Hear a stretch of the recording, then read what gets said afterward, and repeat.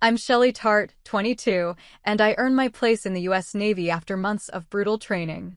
For years, I held my family together, working jobs as a teenager, handing over every paycheck, carrying weight they pretended not to see. But at my own pass and review, when they mocked me in front of everyone, "She's still a deadbeat to us," I made a choice that changed everything. Have you ever been dismissed, humiliated, or betrayed by the very people you sacrificed for? If so, share your story in the comments. You're not alone. Before I get into what happened, let me know where you're watching from. And if you've ever had to stand up for yourself after being torn down, hit that like button and subscribe for more true stories about boundaries, respect, and reclaiming your worth. What happened next might surprise you. I should have seen it coming. The signs were there long before I ever stepped foot on that base, long before I raised my right hand and swore an oath that would change everything. My family had a way of making their disapproval known without ever saying it directly. It lived in the spaces between words, in the way conversations stopped when I walked into rooms, in the forced smiles that never quite reached their eyes. When I first mentioned the Navy, my mother set down her coffee cup with that particular precision she reserved for moments when she was about to deliver judgment. "That's nice, honey," she said, but her tone suggested it was anything but nice. My father didn't even look up from his newspaper. Just a grunt that could have meant anything or nothing at all. The comments started small. Casual observations that felt like paper cuts. "You know, most people your age are settling down," my sister would say during family dinners. "Building real careers." The emphasis on real was never subtle. My brother would chime in with statistics about military dropouts, delivered with the kind of concern that wasn't concerned at all. They wrapped their skepticism in worry, their doubt in love, but I could feel the sharp edges underneath.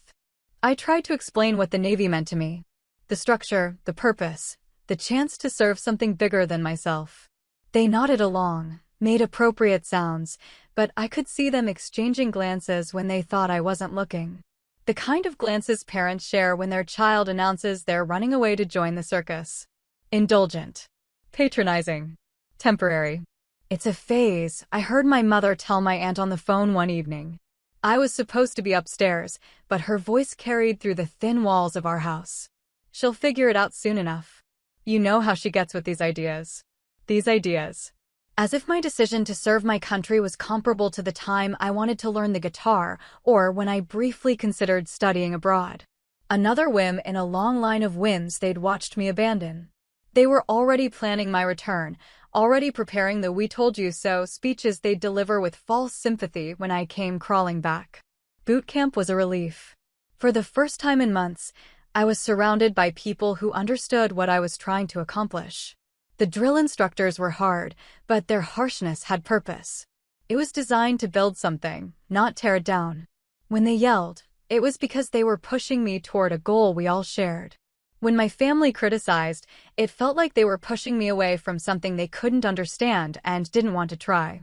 I wrote letters home because I was supposed to. Short updates about training, about the weather, about nothing that mattered. Their responses were equally brief. My mother would mention neighbors, grocery prices, the weather on their end. My father would add a line or two about work. No one asked how I was handling the physical demands, if I was making friends, whether I was proud of what I was accomplishing.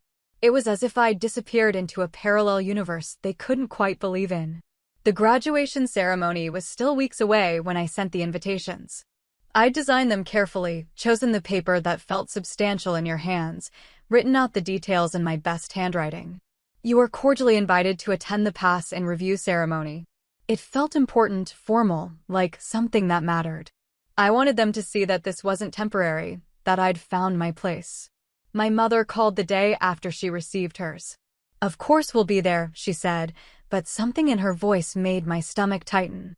It was the same tone she'd used when agreeing to attend my high school graduation parties she clearly didn't want to go to, or family gatherings that felt more like obligations than celebrations. The words were right, but the music underneath them was wrong. "It means a lot to me that you'll be there," I said, testing the waters. "We wouldn't miss it," she replied, and I could practically hear the "even though" hanging in the air after her words. "Even though we don't understand why you're doing this. Even though we think you're making a mistake." even though we're still waiting for you to come to your senses." My father got on the phone briefly. "Proud of you, kiddo," he said, but it sounded rehearsed, like something he'd been coached to say. There was no follow-up question, no curiosity about what I'd learned or how I'd changed. Just the appropriate words delivered with the emotional weight of a grocery list. I hung up the phone feeling more alone than I had since arriving at boot camp. These people who were supposed to know me best seemed to understand me least. They were planning to attend my graduation not because they were proud, but because showing up was what families did. They'd sit in those stands and watch me march, but they wouldn't see me. Not really. They'd see their daughter playing dress-up in a military uniform, acting out a fantasy they were politely enduring. The weeks leading up to the ceremony felt different after that call.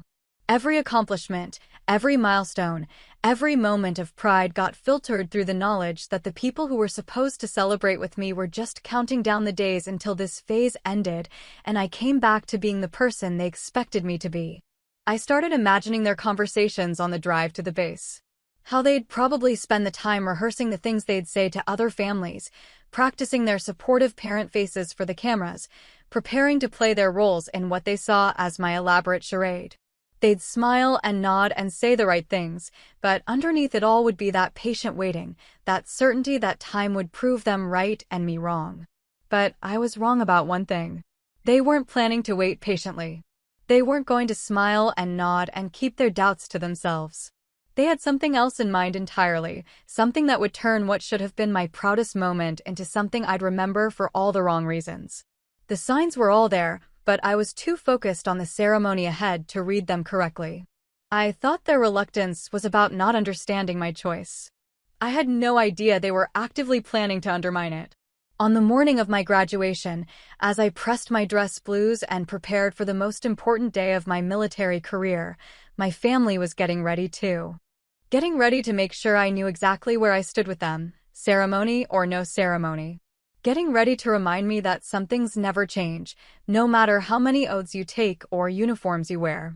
The day I'd been working toward for months was about to become the day everything changed between us forever. The morning of my pass and review ceremony, I woke up before dawn with the kind of nervous energy that makes your hands shake when you try to tie your shoes. This was it. The culmination of everything I'd worked for, every push-up I'd struggled through, every order I'd followed, every moment I'd questioned whether I was strong enough or smart enough or dedicated enough to make it through. My dress blue uniform hung perfectly pressed on its hanger, every ribbon and device positioned according to regulations I could recite in my sleep. I'd spent the previous evening going over every detail, checking and double-checking that everything was correct. This wasn't just about looking good, it was about representing something bigger than myself, about earning the right to wear symbols that meant something. The other recruits were quiet that morning, each of us lost in our own thoughts about what this day meant. For some, it was about family legacy, following in the footsteps of fathers and grandfathers who'd served. For others, it was about proving something to themselves or to people back home who doubted them. For me, it had become about showing my family that their daughter wasn't the person they thought they knew. I'd transformed over the past weeks in ways that went far beyond the physical. Yes, I was stronger, faster, more disciplined than I'd ever been. But the real change was deeper. I'd found something inside myself that I didn't know existed, a capacity for commitment, for seeing something through even when it was harder than I'd imagined. I'd learned to trust my own judgment, to believe in my own abilities, to stop seeking validation from people who were never going to give it. The irony wasn't lost on me that the people I most wanted to impress were the ones least likely to be impressed. My drill instructors had already told us we'd earned our place here. The ceremony was a formality, a celebration of something we'd already accomplished. But I still needed my family to see it, to witness this moment of transition from who I used to be to who I was becoming. They arrived an hour before the ceremony, parking their rental car in the designated family area with the precision my father brought to everything he did. I spotted them from across the parade ground as they climbed out, my mother smoothing her dress, my father checking his watch, my siblings looking around with the kind of tourist curiosity that suggested they were visiting a foreign country. From a distance, they looked like what they were supposed to be, a proud military family attending their daughter's graduation. My mother had chosen a conservative blue dress that would photograph well. My father wore his good suit, the one he reserved for weddings and funerals and occasions that required formal respect. My brother and sister flanked them, appropriately dressed, appropriately present. But I knew them well enough to read the signs that others couldn't see. The way my mother's smile seemed painted on, lasting exactly as long as she thought someone might be watching. The way my father kept checking his phone, as if he had somewhere more important to be. The way my siblings stood slightly apart from our parents, like they were maintaining plausible deniability about their association with this event. I watched them find their seats in the family section, watched them nod politely to other families, watched them perform the role of supportive relatives with the kind of practiced competence that comes from years of showing up to events you don't really want to attend. They were good at this dance, good at looking like they belonged, good at saying the right things to the right people. What I couldn't see from my position was the conversation they were having among themselves. The quiet comments, the shared looks, the way they were preparing for what came next. I assumed they were nervous, maybe uncertain about protocol, possibly even feeling a little proud despite their reservations. I assumed they were processing their own emotions about watching their daughter take this step into adulthood. I was wrong about all of it. As the ceremony began and we marched onto the parade ground in perfect formation, I felt a surge of pride that had nothing to do with them and everything to do with the moment itself. The sound of our feet hitting the ground in unison, the weight of the uniform on my shoulders, the knowledge that I'd earned my place in this line of sailors, it all combined into something that felt bigger than any doubt or criticism or conditional love. The dignitaries took their places on the platform. The commanding officer delivered remarks about service and dedication and the honor of wearing the uniform. Everything proceeded according to the program I'd memorized, each element building toward the moment when we'd officially become what we'd been training to become. But even as I stood at attention, even as I focused on executing every movement with precision, part of my mind kept drifting to the stands where my family sat. I couldn't see their faces clearly from my position, but I could feel their presence like a weight on my chest. After all these weeks of independence, of learning to trust my own judgment and believe in my own capabilities, I was still that daughter seeking approval from parents who'd never learned how to give it. The ceremony reached its midpoint, and I allowed myself to feel a moment of satisfaction. Whatever happened next, whatever my family thought or said or did, I'd accomplished something real. I'd kept promises to myself and to the Navy. I'd proven that I could commit to something difficult and see it through to the end. That had to count for something, even if the people in the stands couldn't see it. But as we moved into the final phases of the ceremony, as the moment approached when families would join us for photos and congratulations and celebrations, I started to feel a familiar anxiety creeping in. The same feeling I'd had before family dinners when I knew someone was going to bring up my phase, before phone calls when I knew I'd have to defend my choices, before any gathering where I'd have to justify my decisions to people who'd already decided I was wrong. The difference was that this time, I wasn't going to be alone with them. This time, there would be witnesses. Other families, other sailors, officers who'd watch how my family treated me and draw their own conclusions about what kind of person I was and where I came from. That should have been protection. That should have meant they'd be on their best behavior, that they'd save their criticism for private moments, that they'd at least pretend to be proud in public. It should have. But I was about to learn that some people's need to express their disapproval is stronger than their sense of appropriate timing. As the final commands were given and we prepared for the moment when ceremony would give way to celebration, I had no idea that my family had already decided how this day was going to end. Not with pride, not with congratulations, not with any acknowledgement of what I'd accomplished. They had other plans entirely. I should have known better than to expect unconditional support from people who'd never given it before. I should have prepared myself for the possibility that they'd find a way to diminish this moment, just like they'd diminished every other achievement I'd thought might finally make them proud. But I was still young enough, still hopeful enough, still naive enough to believe that some occasions were too important to ruin. That even my family wouldn't dare spoil something this significant.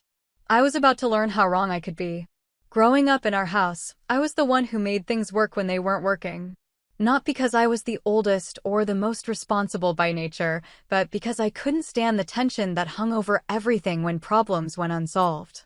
While my siblings found ways to disappear when bills piled up or when my parents' voices started rising behind closed doors, I stayed in the middle of it, trying to fix whatever was broken.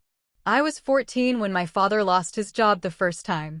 Not laid off, not downsized, fired for what my mother called personality conflicts, and what everyone else understood as his inability to keep his opinions to himself when his supervisor made decisions he disagreed with. The house got quiet in that specific way that meant money was tight, where conversations stopped when I entered rooms and my parents spoke in code about things they thought I was too young to understand. But I wasn't too young to see the stack of unopened bills on the kitchen counter, or to notice that we'd stopped going out to dinner on Fridays, or to hear my mother on the phone with her sister, voice strained as she explained why they couldn't come to Christmas dinner that year.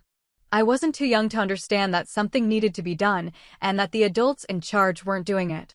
So I got a job. 15 years old with a work permit and a determination to contribute something useful to the household finances. I told my parents it was because I wanted to save money for college, which was true enough, but mostly it was because I couldn't stand watching them pretend everything was fine when it clearly wasn't. I worked after school and weekends at a local grocery store, bagging groceries and stocking shelves and dealing with customers who treated teenage employees like they were barely human. The work was boring and the pay was minimal, but every 2 weeks I'd bring my paycheck home and hand it over to my mother, keeping just enough for lunch money and school supplies. "You don't have to do this," she'd say every time, but she always took the money. Always folded it carefully and put it in her purse with the kind of relief that told me exactly how much we needed it. My father never said anything about my contribution, never acknowledged that his 15-year-old daughter was helping keep the lights on, but he never told me to stop working either. That pattern continued through high school. My father would find new jobs and lose them with predictable regularity, sometimes for legitimate reasons, but more often because he couldn't adapt to workplace politics or accept direction from people he didn't respect. My mother worked part-time as a receptionist at a doctor's office, but her income was barely enough to cover groceries, let alone rent and utilities and all the other expenses that kept accumulating. So I worked, and I contributed, and I watched my siblings find ways to avoid being part of the solution. My brother got heavily involved in sports, which gave him legitimate reasons to be away from home most afternoons and weekends. My sister discovered drama club and choir and student government, activities that required her full attention and energy. They were building their own lives, creating their own identities separate from our family's financial struggles. I could have done the same thing. I was smart enough for honors classes, social enough for student activities, capable enough to find my own escape routes. But every time I considered joining something that would take time away from work, I'd think about those unpaid bills or the worried conversations between my parents or the way my mother's face looked when she was trying to figure out how to make the money last until the next payday. The worst part wasn't the work itself or even the sacrifice of typical teenage activities. The worst part was that my family treated my contribution as both essential and invisible. They needed my help, relied on it, structured their budget around it, but they never talked about it directly. It was like I was a silent partner in keeping our household functioning, acknowledged through necessity, but never through gratitude. When my friends complained about their parents' rules or restrictions, I wanted to tell them about working 20 hours a week while maintaining a 3.8 GPA, about choosing shifts over social events, about the adult responsibilities I'd taken on while they worried about curfews and allowances. But I also knew that talking about it would make my family look bad, would expose problems we were all pretending didn't exist. So I kept quiet and kept working and kept believing that my loyalty would eventually be recognized, that my sacrifice would eventually matter to them in some measurable way. I thought I was building something with them, creating a foundation of mutual support that would last beyond whatever immediate crisis we were navigating. I thought they understood that I'd chosen them over easier paths, that I'd put their stability ahead of my own interests, that I'd proven my commitment to our family in ways that should have mattered. I thought that when the time came for them to choose between supporting me and judging me, they'd remember everything I'd given up for them. I thought wrong. By the time I graduated high school, I'd been contributing to our household expenses for 3 years. I'd given them every paycheck, covered car repairs and utility bills and emergency expenses without being asked, without expecting praise, without keeping score in any way they could see. I'd shown up for them consistently, reliably, without conditions or complaints. But that wasn't the story they told about me, and it wasn't the person they saw when they looked at me. In their version, I was someone who drifted from one interest to another, someone who made impulsive decisions, someone who needed their guidance to find direction. They remembered the part-time jobs as phases I'd gone through, the financial contribution as something temporary I'd done while figuring out what I really wanted. When I told them about the Navy, they didn't see someone who'd proven her ability to commit to difficult things. They didn't see someone who understood responsibility or who could be counted on when things got hard. They saw their daughter having another moment of uncertainty, trying on another identity that wouldn't last any longer than the others. The years I'd spent putting their needs first had taught me about loyalty, about sacrifice, about what it meant to be part of something bigger than yourself. But it hadn't taught them to see me as someone capable of making serious decisions about her own life. That disconnect, that fundamental misunderstanding of who I was and what I'd already proven, was about to come crashing into the most important moment of my military career. The daughter who'd kept their lights on was about to discover that some people's capacity for gratitude has very definite limits. And those limits were about to be tested in front of hundreds of people on the most significant day of my young adult life. The ceremony was proceeding exactly as rehearsed, each element falling into place with military precision. The commanding officer had delivered his remarks about honor and service. The guest speaker had talked about the proud tradition we were joining, and now we stood in perfect formation as the final phases began. Everything felt solid, established, real in a way that made the doubts and criticism of the past few months seem small and distant. I'd found my rhythm in the ceremony's formality. The structured movements, the predictable sequence of events, the shared purpose of everyone on that parade ground, it all combined into something that felt like belonging. For the first time in my life, I was part of something that operated according to clear principles, where expectations were stated directly and achievements were recognized openly. The families in the stands represented all kinds of stories. Some were multi-generational military families where service was a tradition passed down like family recipes. Others were first-generation military, parents who'd never set foot on a base before today, but who radiated pride as they watched their sons and daughters in uniform. There were grandparents with faded photographs of their own service, spouses holding babies who would grow up hearing stories about this day, siblings taking pictures to share with friends back home. Looking at those families from my position in formation, I could see the emotions written on their faces. Pride, certainly, but also wonder and gratitude and a kind of awe at being part of something so much bigger than any individual story. These people understood that what they were witnessing mattered, that their loved ones had accomplished something significant, that this moment deserved their full attention and respect. My own family was harder to read from where I stood, but I could see them in their designated section, sitting appropriately, looking like they belonged among all the other proud families. From a distance, they appeared to be playing their parts correctly. My mother had her camera ready, my father was paying attention to the proceedings, my siblings were present and accounted for. What I couldn't see was the subtle communication happening between them. The way my mother would lean slightly toward my father during certain parts of the ceremony, the way my sister would catch my brother's eye at specific moments, the way they were all maintaining what looked like respectful attention while actually preparing for something else entirely.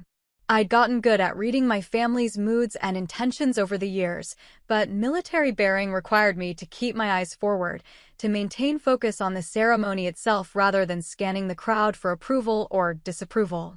It was actually a relief not to be able to study their faces, not to be analyzing every expression for signs of what they were really thinking. The ceremony moved into its final phases, and I could feel anticipation building not just in our formation but throughout the crowd. This was the moment everyone had come to see, the official completion of our transformation from civilians to sailors, the formal recognition of what we'd accomplished, the beginning of whatever came next in our military careers. As the commanding officer prepared to dismiss us to join our families, I felt a complex mix of emotions that I wasn't sure how to name. Pride, obviously, but also something like vindication. I'd done this thing they doubted I could do. I'd committed to something difficult and seen it through to completion. I'd proven something to myself, even if I hadn't proven it to them. But underneath the satisfaction was still that familiar anxiety about their reaction, that old need for their approval that I couldn't seem to shake entirely. I wanted them to see what I'd accomplished and recognize it as real, as valuable, as something worthy of their respect. I wanted this moment to change the dynamic between us, to shift me from someone who needed their guidance to someone who deserved their pride. The dismissal came with the sharp authority of every military command I'd learned to respond to instantly. Dismissed.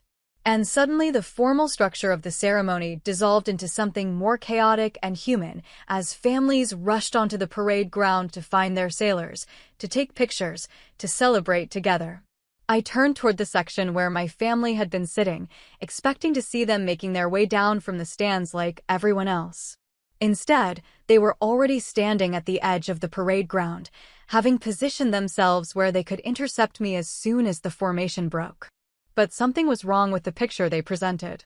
While other families were smiling, hurrying, showing obvious excitement about reuniting with their graduates, mine stood in a tight cluster that looked more like a delegation than a celebration committee.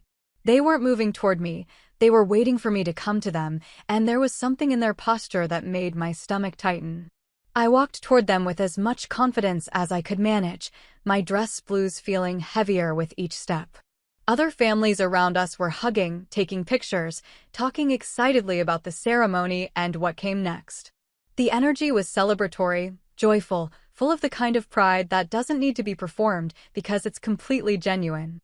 But as I got closer to my own family, I could see that they weren't caught up in that general atmosphere of celebration.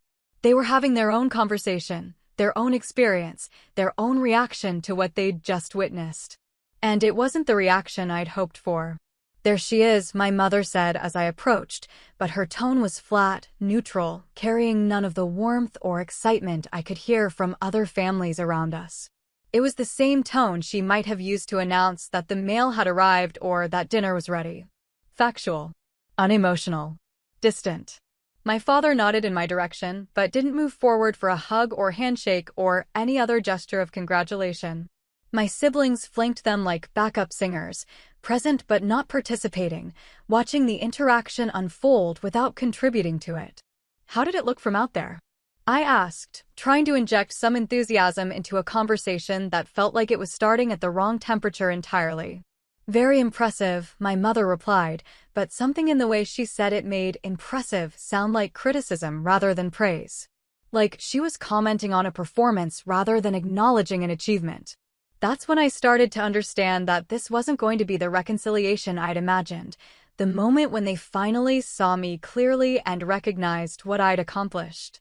This was going to be something else entirely, something that would make the ceremony itself feel like the easy part of the day. They had things to say to me, and they'd been waiting for exactly this moment to say them. Not privately, not later, not in some context where we could work through our differences like adults. Right here, right now, in the middle of my celebration, surrounded by hundreds of other families who were managing to be proud of their children. I could see it in their faces, in the way they were positioned, in the energy that surrounded them like a force field. They'd come to my graduation not to celebrate with me, but to make sure I understood that graduation didn't change anything between us. That I was still exactly who they thought I was, uniform or no uniform. Other graduates around us were laughing with their families, posing for pictures, making plans for celebration dinners. Normal families doing normal things after their children had accomplished something significant. But my family had different plans entirely. They'd come to deliver a message, and they were about to make sure everyone could hear it. I should have recognized the setup. The way they stood in formation like a tribunal rather than scattered casually like a family. The way they'd positioned themselves at the edge of the crowd where voices would carry. The way they all seemed to be waiting for the same signal to begin whatever they'd planned. But I was still thinking like their daughter rather than like someone who needed to protect herself from them. still hoping for pride instead of preparing for an attack. Still believing that some moments were too sacred to destroy, even for people who'd made careers out of destroying my confidence. I was about to learn that there are no moments too sacred, no achievements too significant, no venues too public to stop some people from making sure you know exactly how little they think of you. The ceremony was over, but the real test was just beginning. The first blow came wrapped in what sounded like casual conversation, delivered with the kind of practiced cruelty that comes from years of finding the most effective ways to cut someone down. My mother turned to my father, speaking just loud enough to ensure I could hear every word, and said, "Well, at least she finished something for once." The words hit like cold water. Here I was, still feeling the pride of completing one of the most challenging experiences of my life, surrounded by hundreds of families celebrating their loved ones' achievements. And my own mother was treating my graduation like a minor surprise rather than a meaningful accomplishment. But that was just the opening move. My siblings exchanged a look that I'd seen countless times before, the look that meant they were about to pile on, about to turn a single cruel comment into a coordinated attack that would leave me feeling completely isolated and defeated. "I still can't believe she actually made it through," my sister said, loud enough for nearby families to hear. I kept expecting a phone call saying she'd quit. My brother laughed. Not the kind of laugh that suggests something is funny, but the kind that suggests something is ridiculous. Same here. I had money on her being home within a month. They were standing in a circle around me now, not physically threatening, but emotionally cornering me, making sure I couldn't escape the conversation they'd planned. Other families moved around us in their own celebrations, but we'd become a pocket of tension in the middle of all that joy. "You know what I told people when they asked about her joining the Navy?" my father said, and I could already feel where this was heading. "I told them it was just another phase. Like when she wanted to be a veterinarian. Or when she was going to study abroad. Remember that?" They all nodded, building the momentum of shared memory that they'd used to dismiss every major decision I'd ever made. Every dream I'd shared with them, every goal I'd worked toward, every time I'd tried to explain what mattered to me, it all became evidence of my inability to stick with anything long enough for it to mean something. "The difference is, this phase cost us money," my mother added, and several people nearby turned to look at us. All those visits during training, the phone calls, the travel to get here. And for what? That's when I realized this wasn't spontaneous cruelty. They'd planned this. They'd coordinated their attack, decided on their talking points, prepared their strategy for making sure my graduation day became about my failures instead of my achievements. They'd sat in those stands during the ceremony not feeling proud or worried or even neutral, but mentally rehearsing the ways they were going to tear me down as soon as they got the chance. "She's still a deadbeat to us," my father said, and his voice carried across the parade ground with perfect clarity. Several conversations around us stopped. Other families turned to stare, trying to understand what they were witnessing, trying to process the fact that someone's own family would choose this moment, this place, this occasion to deliver that kind of judgment. But my family was just getting started. They'd waited months to deliver this verdict, and they were going to make sure I heard all of it. "All that training," my sister said, "all that pretending to be something she's not, and she's still the same person who couldn't hold a job, couldn't finish college, couldn't make a decision and stick with it." The laughter that followed was the worst part. Not the bitter laughter of people who were angry, but the satisfied laughter of people who thought they were being clever, who thought they were delivering some kind of necessary truth that I needed to hear. I stood there in my dress blues, feeling the weight of every ribbon and device I'd earned, surrounded by the evidence of what I'd accomplished, listening to my own family explain to anyone within earshot why none of it mattered. Why I was still the same failure I'd always been, just dressed up in a costume that didn't change the fundamental reality of who they believed me to be. Other families were taking pictures, making dinner plans, talking about how proud they were and how much their children had grown. My family was conducting a public execution of my character, using my own graduation as the platform for explaining why I'd never amount to anything significant. The worst part wasn't even the content of what they were saying. It was the timing, the venue, the complete lack of awareness or care about how their words might affect me or the people around us who had to witness this destruction.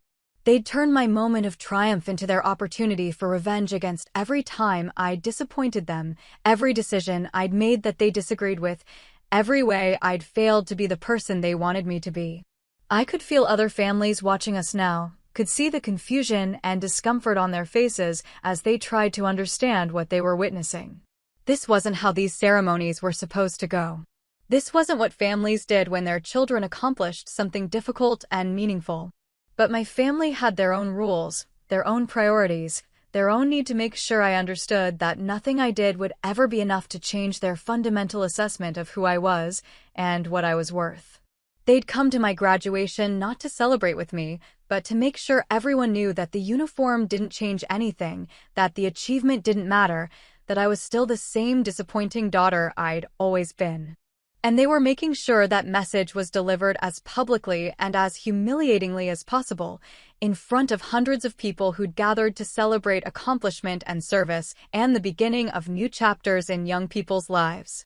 My family had turned my new beginning into their final word on why I'd never be worth being proud of. But they'd made one crucial miscalculation. They'd assumed this would be like every other time they'd torn me down, every other occasion when I'd absorbed their criticism and internalized their disappointment and worked even harder to try to earn their approval. They hadn't considered that I might have changed during those months of training, that I might have developed new sources of strength and confidence that didn't depend on their validation. They were about to discover that some things actually can change people, and that uniforms sometimes represent transformations that go much deeper than what shows on the surface. But first, they had to finish their performance. They had more cruelty to deliver, more ways to make sure this day would be remembered for all the wrong reasons. And then something happened that none of us had planned for, something that would change the dynamic completely and show everyone present exactly what kind of people they really were. Standing there absorbing their coordinated attack, feeling the eyes of other families on us as my graduation became a public humiliation, I realized something that should have been obvious from the beginning.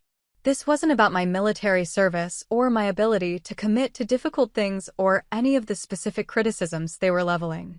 This was about power and control and their need to make sure I never grew beyond their ability to diminish me. Every decision I'd made that took me further from their influence, every achievement that suggested I might not need their approval or guidance, every sign that I was becoming someone independent and self-directed. It all threatened the version of our family dynamic where I remained the person who needed their judgment and direction to find my way in the world. The Navy represented the ultimate threat to that dynamic. Not just because I'd succeeded at something they'd predicted I would fail at, but because I'd found a whole new source of identity and purpose that existed completely outside their control. I discovered that other people could see value in me that my family couldn't or wouldn't recognize, and that discovery made their opinion feel less essential than it had ever felt before. But they weren't going to let go of that control easily. If they couldn't prevent me from succeeding, they could at least make sure I understood that success didn't change their fundamental assessment of who I was. They could use this public moment to reassert their authority over my sense of self-worth, to remind me that no matter what I accomplished, I was still subject to their judgment. The problem was that their strategy depended on me responding the way I always had, by absorbing their criticism, by trying to defend myself, by getting pulled into an argument that would prove their point about my immaturity and poor judgment. They expected me to react emotionally, to give them more ammunition, to turn their attack into a back and forth that would justify everything they were saying about my character. But something had changed during those months of training. I'd learned discipline that went beyond following orders or completing physical challenges. I'd developed a kind of internal steadiness that didn't depend on external validation, a sense of my own worth that couldn't be shaken by other people's opinions, even when those people were my own family. So instead of defending myself or arguing back or trying to convince them they were wrong, I just stood there and let them continue their performance. I watched other families celebrate around us. I felt the weight of my uniform and the meaning of what I'd accomplished, and I waited for them to finish saying whatever they'd come here to say. That restraint, that refusal to engage with their attack, seemed to frustrate them more than any argument could have. They'd prepared for battle, and I wasn't giving them one. They'd expected tears or anger or some kind of breakdown that would prove their point, and instead I was showing them exactly the kind of military bearing they claimed I'd never be able to maintain. "Are you even listening?" my mother demanded, her voice rising enough to draw even more attention from nearby families. "This is exactly what we're talking about. You tune out whenever anyone tries to tell you something you don't want to hear." But I was listening. I was hearing every word, understanding exactly what they were trying to do, and choosing not to participate in the destruction they'd planned. I was making a decision about who I wanted to be in this moment, and it wasn't the person they expected me to be. That's when my father decided to escalate. "You know what this is really about," he said, his voice carrying across the parade ground with perfect clarity. "She thinks putting on a uniform makes her better than us. She thinks she's proven something. But we know who she really is." The families around us weren't even pretending not to listen anymore. Some had stopped their own conversations entirely, staring openly at this spectacle of a family destroying their own daughter's graduation day. I could see confusion and disgust on their faces, could see them trying to understand what kind of people would choose this moment for this kind of cruelty. But my family was committed to their performance now, feeding off each other's energy, building to whatever climax they'd imagined would finally put me back in my place. "She's still a deadbeat to us," my father repeated, louder this time, making sure everyone in the immediate area could hear. "Uniform or no uniform. Ceremony or no ceremony. She's still the same person who couldn't stick with anything long enough for it to matter." That's when the laughter started again. That satisfied sound of people who thought they were delivering necessary truth, who believed they were performing some kind of public service by making sure everyone knew not to be impressed by what they'd just witnessed. The laughter carried across the parade ground, cutting through the celebratory atmosphere like a discordant note in a symphony. Other families turned to stare, trying to understand what they were hearing, trying to process the fact that someone's graduation day was being turned into this kind of public humiliation. But what my family didn't realize was that their performance was being witnessed by more than just random families with cameras and proud smiles. Military ceremonies don't just happen in front of relatives and friends. They happen in front of military leadership, distinguished guests, people whose opinions carry weight in ways that extend far beyond family dynamics. And one of those distinguished guests had been watching our little drama unfold with increasing interest and concern. I didn't see him approaching at first, focused as I was on maintaining my composure while my family continued their coordinated attack. But other people saw him, and I could feel a shift in the energy around us, a sudden tension that had nothing to do with our family conflict and everything to do with the presence of someone whose authority commanded immediate attention and respect. My family was so committed to their performance that they didn't notice the change in atmosphere around us. They were still building momentum, still feeding off each other's cruelty, still convinced that they were delivering some kind of necessary correction to my inflated sense of achievement.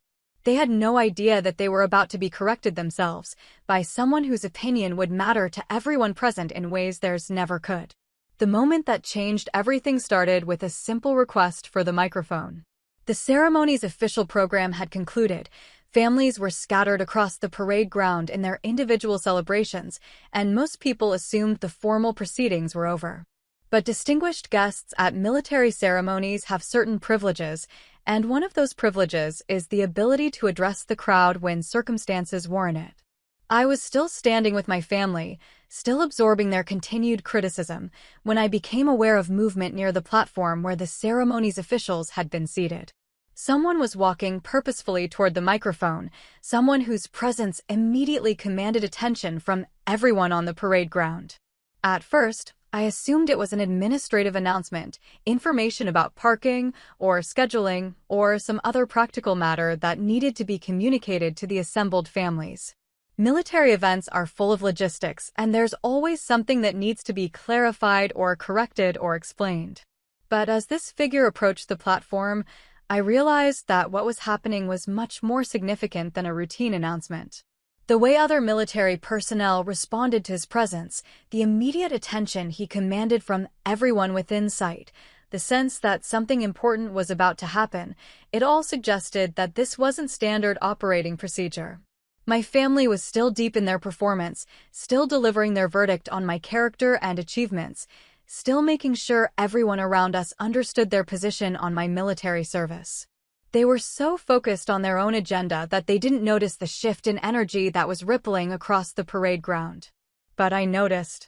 And I could see other families noticing too, turning their attention from their individual celebrations toward the platform, sensing that something significant was about to occur. The voice that came through the speakers was clear, authoritative, and immediately recognizable to everyone present who understood military hierarchy and protocol. This wasn't just any distinguished guest. This was someone whose presence at the ceremony represented the highest levels of recognition and respect for what we'd accomplished. Ladies and gentlemen, the voice began, and conversations across the parade ground immediately stopped. Families turned toward the platform, graduates came to attention, and suddenly hundreds of people were focused on whatever was about to be said. "I hope you'll indulge me for just a moment," the speaker continued. "I know the formal ceremony has concluded, and I know you're all eager to celebrate with your families. But there's something I need to address, something I've witnessed here today that requires immediate attention." My family finally stopped talking. Not because they understood the significance of what was happening, but because the voice from the speakers was too loud to talk over, and they'd been raised with enough basic social awareness to stop their conversation when someone with a microphone was speaking. But they still didn't understand what was coming.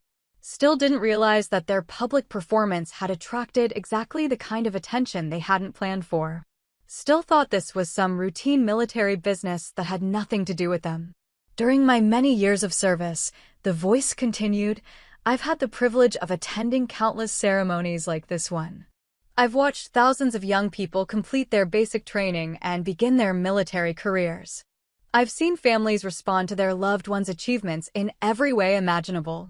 The pause that followed felt heavy with intention, like the speaker was choosing his words carefully, building toward something specific. "But I've rarely seen anything as inspiring as what I've witnessed from one particular graduate today," he continued, and I felt my stomach tighten as I began to understand where this might be headed. In the face of criticism that would have broken the spirit of many people, in response to treatment that no service member should ever have to endure from their own family, I've watched one of our newest sailors demonstrate exactly the kind of character and dignity that makes me proud to have served in the same uniform. The silence across the parade ground was complete now. Hundreds of people listening, understanding that they were witnessing something extraordinary, something that would be remembered long after the routine elements of the ceremony were forgotten. My family finally grasped that this announcement had something to do with them, had something to do with their performance, had something to do with the fact that their private family business had become very public indeed. But it was too late to stop what was happening, too late to take back their words, too late to pretend they hadn't spent the last several minutes publicly humiliating their own daughter at what should have been one of the proudest moments of her life. The distinguished guest wasn't finished. He had more to say, and everyone present was going to hear it. "I want everyone here to look at Shelley Tart," the voice from the platform commanded, and suddenly hundreds of pairs of eyes were focused on me. Not on my family, not on the drama that had been unfolding around us, but on me specifically, on the person in the dress blue uniform who had somehow become the center of this unexpected moment.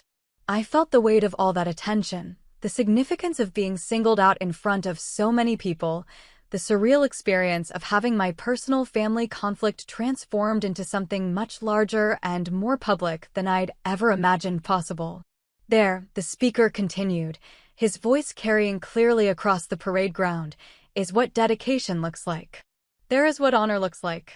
There is what it means to serve something larger than yourself, even when the people closest to you refuse to recognize the significance of that service."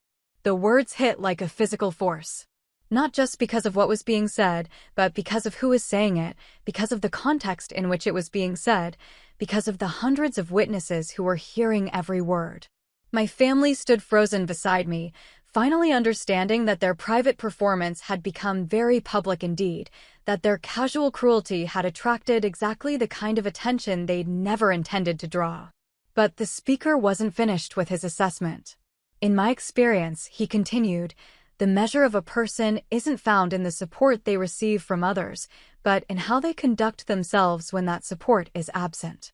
It isn't found in the praise they get for their achievements, but in their commitment to excellence even when their achievements are dismissed or diminished. Each word felt like it was chosen specifically for this moment, specifically for this situation, specifically to address what everyone present had witnessed during my family's coordinated attack. Shelley Tart has demonstrated today that she understands something that some people never learn, that true honor comes from within, that real character doesn't depend on external validation, and that the uniform she wears represents values that transcend family politics or personal disappointment.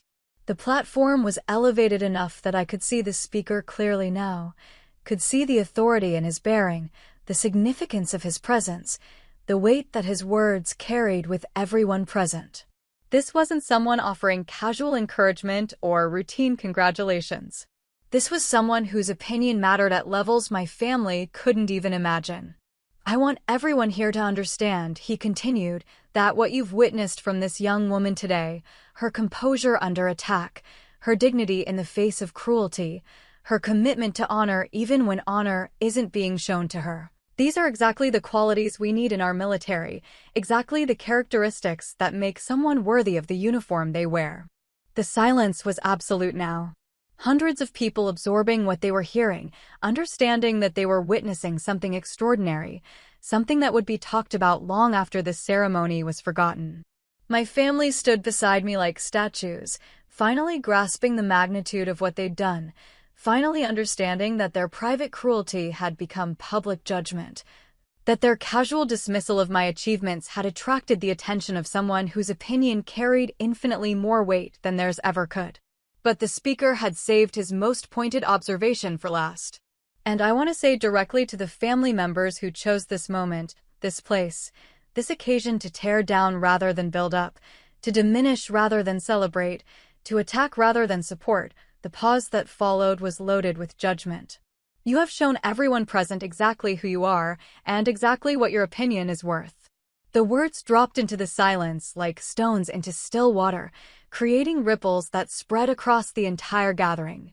This wasn't just recognition of my character, this was public condemnation of theirs. This wasn't just praise for my achievements, this was explicit criticism of their response to those achievements. My family's faces were no longer masks of satisfied cruelty. They were portraits of people who'd suddenly realized they'd made a terrible miscalculation, that their private family dynamics had exploded into public humiliation, that their moment of power over me had become their moment of powerlessness in front of hundreds of witnesses. The laughter was gone. The satisfied smirks were gone. The coordinated attack was over, replaced by the dawning understanding that they'd just been judged by someone whose authority made their opinions seem petty and small and ultimately irrelevant. Shelley Tart, the voice concluded, represents everything we hope to see in our service members. Her family's inability to recognize that says nothing about her character and everything about theirs. The applause that followed wasn't polite ceremony applause. It was the kind of sustained, passionate response that comes when people witness something that moves them, something that speaks to principles they believe in, something that restores their faith in human dignity and honor. But I barely heard it.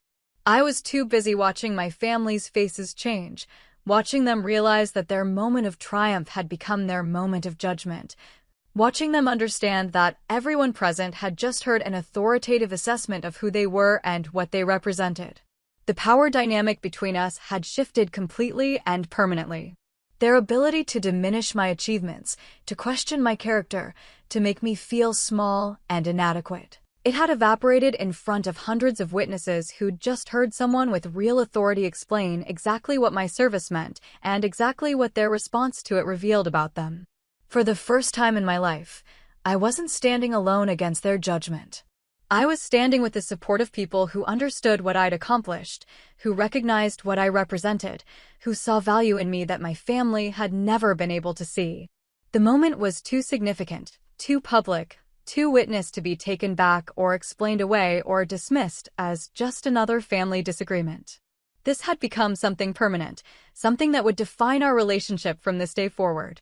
My family's power over me was broken, and everyone present had seen it happen. The aftermath of that public recognition was immediate and uncomfortable for everyone involved. The applause eventually died down, the distinguished guest left the platform, and the ceremony's official proceedings were truly concluded. But the atmosphere around our little family group had changed completely, and there was no pretending otherwise.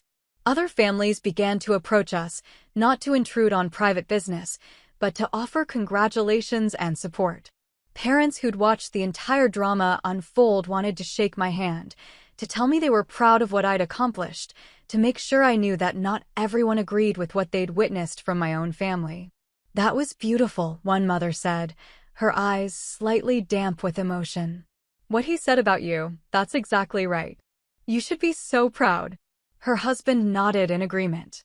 In all my years attending military ceremonies, I've never seen anything like that. "The way you handled yourself, that was real class." Their teenage daughter, who'd probably attended dozens of these ceremonies for various family members, looked at me with something like awe. "I can't believe they said those things to you. But the way you just stood there and didn't let them get to you, that was amazing." More people approached with similar messages. Veterans who understood military culture and what the distinguished guest's intervention meant. Other graduates who'd witnessed the entire sequence of events and wanted to express their support. Families who'd been horrified by what they'd seen and wanted to make sure I knew that my own family's behavior wasn't normal or acceptable. Each conversation was brief, respectful, but the cumulative effect was overwhelming. I'd spent years believing that my family's assessment of me was accurate, that their disappointment was justified, that their lack of pride in my achievements reflected some fundamental failure on my part. But here were dozens of strangers, people with no agenda, no history with me, no reason to lie or exaggerate, telling me that what they'd witnessed was courage, dignity, and honor in the face of treatment that no one should have to endure from their own family. My family, meanwhile, stood in increasingly uncomfortable silence as this parade of support continued. They couldn't leave without making their humiliation even more obvious, but they couldn't participate in conversations that were explicitly about how poorly they'd behaved. They were trapped in a situation they'd created, forced to witness the very recognition and respect they'd tried to prevent me from receiving. The most difficult conversation came from a woman who introduced herself as a Gold Star mother, someone who'd lost a child in military service. She approached with the kind of quiet dignity that comes from profound loss and personal understanding of what military families sacrifice. "I wanted you to know," she said, her voice gentle but firm, "that what you showed today, that strength, that composure, that's exactly what we need in our military. Your family doesn't understand what they have in you, but the rest of us do." She paused, looking directly at my parents. "I lost my son in Afghanistan 2 years ago. He died serving his country, serving something bigger than himself. If he were here today, he'd be proud to serve alongside someone like you." The weight of her words, the authority that came from her sacrifice, the implicit criticism of a family that couldn't appreciate what they had while she'd lost what she valued most, it rendered everyone speechless. My mother tried to respond, to say something that might salvage the situation or explain their behavior, but what could she say? How do you justify publicly humiliating your daughter at her military graduation to a woman who'd lost her child in service to the same cause? The Gold Star mother turned back to me. "Don't let anyone make you question what you've accomplished here," she said. "Don't let anyone diminish what you've chosen to do with your life. Some people will never understand service, sacrifice, or honor. That's their limitation, not yours." She walked away, leaving my family to absorb the full impact of what she'd said, to understand that their behavior had been witnessed and judged not just by casual observers, but by people who understood military service at the deepest, most personal level. As the crowd began to disperse and families started leaving the parade ground, my family faced a choice they hadn't anticipated. They'd come to my graduation with a plan to put me in my place, to make sure I understood that my achievements didn't change their assessment of who I was. Instead, they'd been publicly identified as the kind of people who tear down rather than build up, who attack rather than support, who diminish rather than celebrate. They could try to salvage the situation with apologies or explanations, but everyone present had heard too much, seen too much, witnessed too clear a demonstration of their character for words to make much difference. Or they could double down on their position, maintain their criticism of me, and accept that they'd be forever known as the family who couldn't find it in themselves to be proud of their daughter's military service. The choice they made in that moment would define our relationship for whatever came next. But for the first time since they'd arrived, the choice was entirely theirs. I was no longer seeking their approval, no longer dependent on their validation, no longer willing to sacrifice my own sense of worth for their comfort. The daughter who'd kept their lights on, who'd worked to support their household, who'd put their needs ahead of her own interests for years, was finally done trying to earn something they'd never been willing to give. The ceremony was over, but the real transformation was just beginning. In the days that followed my pass and review ceremony, I waited for the phone calls. The awkward apologies, the attempts at explanation, the careful words designed to repair what had been broken so publicly and completely. My family had always been skilled at damage control, at finding ways to smooth over conflicts, at crafting narratives that made their behavior seem reasonable or justified. But the calls didn't come. Not that day, not the next week, not in the months that followed. What had happened on that parade ground wasn't the kind of thing that could be fixed with a conversation or explained away with good intentions. Too many people had witnessed it, too much had been said, too clear a line had been drawn between who they were and who I'd chosen to become. Instead, I got silence. Not the comfortable silence of people who understand each other without words, but the heavy silence of people who've said things that can't be taken back, who've revealed themselves in ways that can't be undone, who've damaged relationships beyond their ability to repair. My first duty station was across the country, which made the silence easier to maintain. Geographic distance became emotional distance, and the practical challenges of staying in touch provided convenient excuses for the lack of communication that everyone seemed to prefer. Occasionally, I'd get updates through extended family.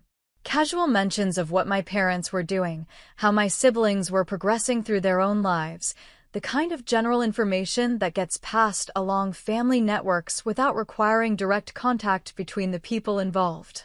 But there was never any acknowledgement of what had happened at my graduation, never any reference to the public humiliation they'd orchestrated, never any recognition that their behavior had created a permanent change in our family dynamic.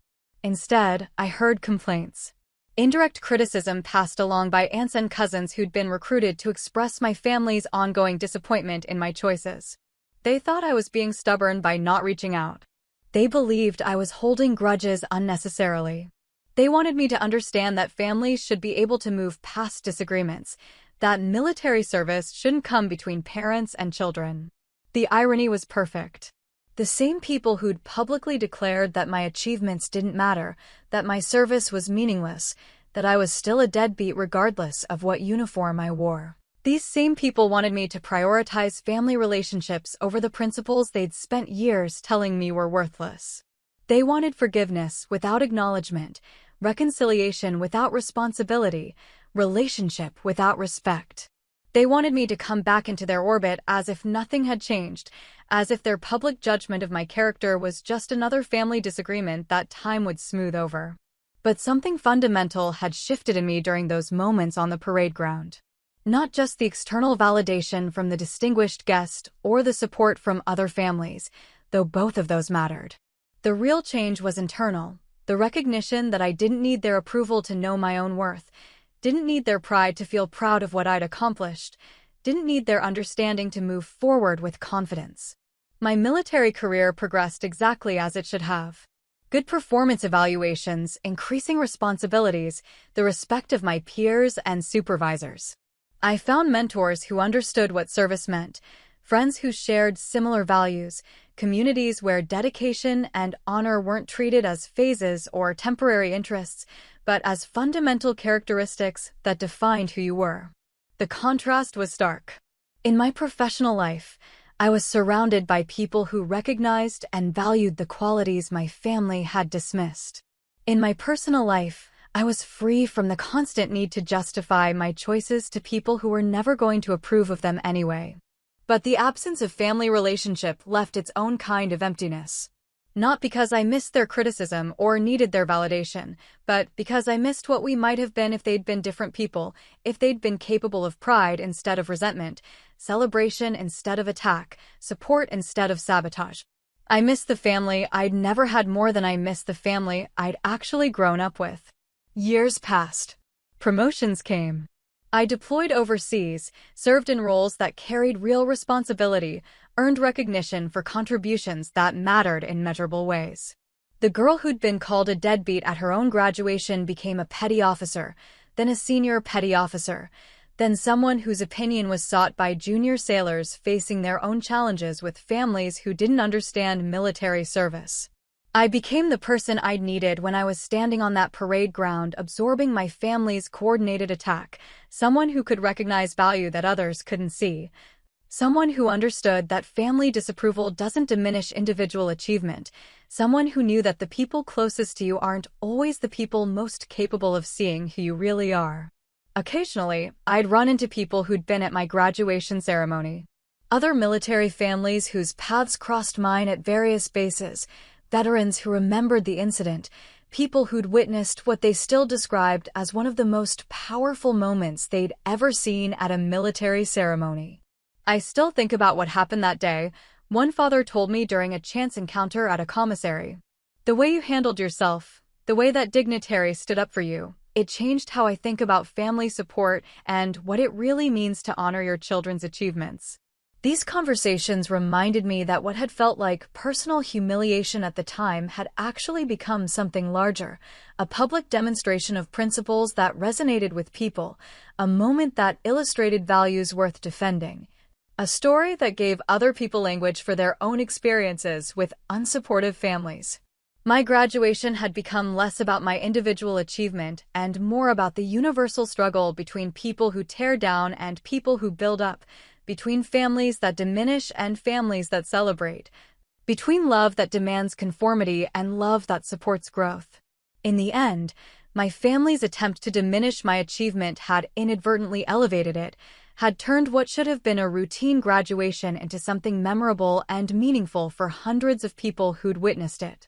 Their public judgment of my character had become a public demonstration of their own limitations, and everyone present had drawn their own conclusions about which of us represented the values worth admiring and emulating.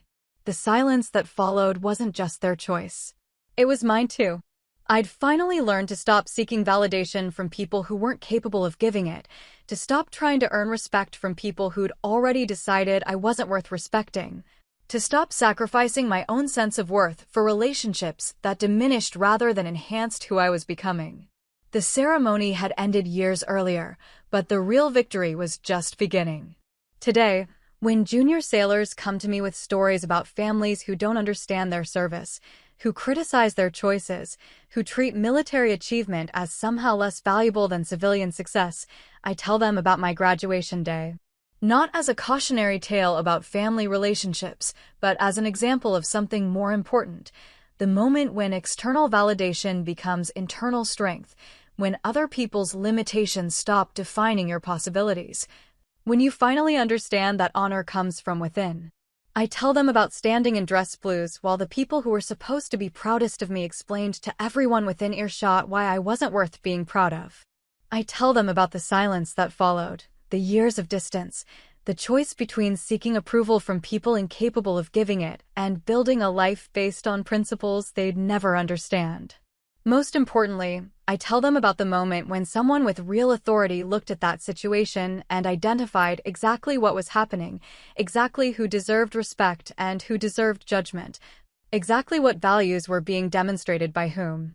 The people who can't see your worth, I tell them, aren't the people whose opinion should matter to you. The uniform you wear means something to people who understand service, sacrifice, and honor.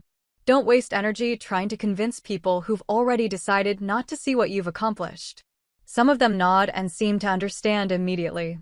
Others need time to process what it means to separate self-worth from family approval, to build identity around principles rather than relationships, to choose growth over comfort. But all of them benefit from knowing that someone else has stood where they're standing, has faced the choice between family acceptance and personal integrity, and has chosen integrity without regret. My career continued to progress in ways that would have been impossible if I'd remained tethered to people who couldn't recognize my potential. Leadership roles, overseas assignments, responsibilities that challenged me in ways my family never could have imagined. Each promotion, each new opportunity, each recognition of my capabilities felt like vindication of the choice I'd made on that parade ground years earlier. The woman my family had dismissed as a deadbeat became someone whose opinion was valued by commanding officers, whose leadership was trusted by junior sailors, whose service contributed to missions that mattered in ways they'd never understand. But the real measure of my success wasn't professional achievement or military recognition. It was the internal quiet that came from no longer needing their approval, no longer questioning my worth based on their assessment, no longer carrying their disappointment as evidence of my failure. I'd learned to distinguish between people who add value to your life and people who subtract from it, between relationships that support your growth and relationships that limit your possibilities, between love that builds up and behavior that tears down. The family that had mocked my service at my graduation ceremony had inadvertently given me the greatest gift possible: freedom from caring what they thought, independence from their judgment, liberation from the exhausting work of trying to earn something they were never going to give. The silence between us wasn't something to be fixed or resolved or apologized for. It was something to be grateful for, something that created space for better relationships, something that allowed me to become the person I was meant to be without the constant weight of their disapproval. When people ask if I ever miss having family support, I tell them I found something better: the support of people who understand what I'm trying to accomplish, who share similar values, who celebrate achievement rather than diminish it. When they ask if I ever regret choosing military service over family harmony, I remind them that families worth having don't require you to choose between personal growth and their approval, don't make you sacrifice your dreams for their comfort, don't turn your proudest moments into their opportunities for cruelty. The lesson I learned on that parade ground, the one I carry with me and pass on to every junior sailor who struggles with unsupportive family, is simple: sometimes the people closest to you aren't the people most capable of seeing who you really are. Sometimes choosing yourself over their version of you is the most loving thing you can do for everyone involved. The ceremony ended decades ago, but the transformation it began continues every day. Every time I choose growth over comfort, principles over approval, integrity over relationship, I honor what that moment taught me about what really matters and who really matters in building a life worth living. My family never learned to see the value in what I'd chosen to do with my life. But I learned something more important: how to see that value for myself, how to protect it from people who would diminish it, and how to build a life around people and principles that enhance rather than limit who I'm capable of becoming. That's the real victory, the one that matters long after the applause fades and the ceremonies end and the uniforms are carefully stored away. The victory of becoming yourself despite the people who think they know better, of choosing honor despite the people who can't recognize it, of building something meaningful despite the people who insist it doesn't matter. The daughter they dismissed as a deadbeat became a woman they could never have imagined, serving in ways they never understood, contributing to something bigger than they ever dreamed possible. And the best part is, I finally stopped needing them to see it. That was the day I learned I didn't need my family's approval to know my own worth. Their silence afterwards spoke louder than any of their words ever could. What about you? Have you ever had to celebrate a big win without the support of the people you thought would stand by you? Did it change how you see them, or how you see yourself? Drop your story in the comments. I'd love to hear it. And if this resonated, don't forget to hit like, subscribe, and share this with someone who needs the reminder: your value isn't defined by who refuses to see it.